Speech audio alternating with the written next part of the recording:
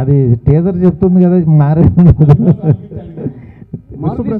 డెఫినెట్గా. మారుతి సాబ్ ఒకసారి రైట్ ఇచ్చుకోండి. మారుతి సాబ్ ఒకసారి రైట్ ఇచ్చుకోండి. మారుతి సాబ్ ఒక్కసారి రైట్ ఇచ్చి చూడండి. సార్ జీ ప్రసాద్ గారు.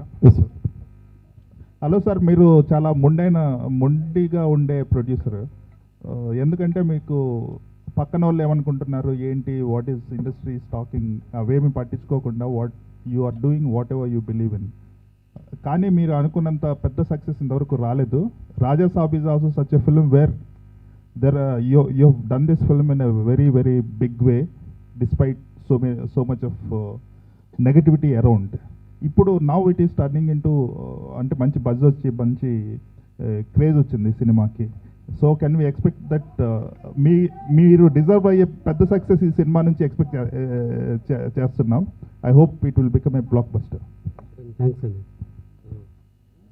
నేను ఆల్రెడీ ఇందాకే చెప్పానండి. So this will be the largest movie for the banner and I think అంటే we are overcoming all the challenges we had.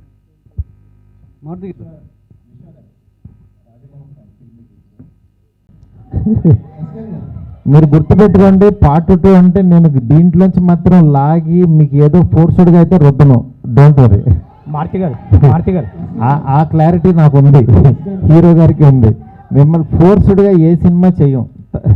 Maruti గారు ఇక్కడ ఇట్లా ఉంటుంది. ఆయన డైరెక్షన్ నిజంగా బాగుందని ఎగ్జైట్ అవుతారు కదా, దీన్ని ఇంకా బాగా నెక్స్ట్ లెవెల్కి తీసుకెళ్ళాలని ఆయన నేను కూర్చొని వర్క్ చేసేవాళ్ళం. అట్లా ఆయనకి ఏంటంటే బెస్ట్ వాళ్ళనేదే చూసుకుంటూ ఉంటారు అంతే.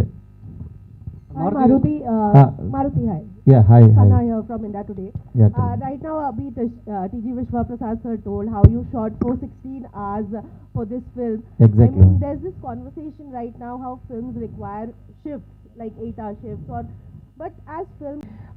పక్కన లైట్ లాగి ఇలా భయపడతారు, ఇది డైలాగ్ అని చెప్తే ఎందుకు బల్ల తీసి కింద కూర్చుంటాను అన్నాడు ఆయన. నేను షాక్ అయిపోయాను. డార్లింగ్ పర్లేదు, ఊరుకో డార్లింగ్, దిగిన తర్వాత మొత్తం దిగిపోవాలి, ఇంకా మన కింద అది వెనకడేయకూడదు అన్నాడు.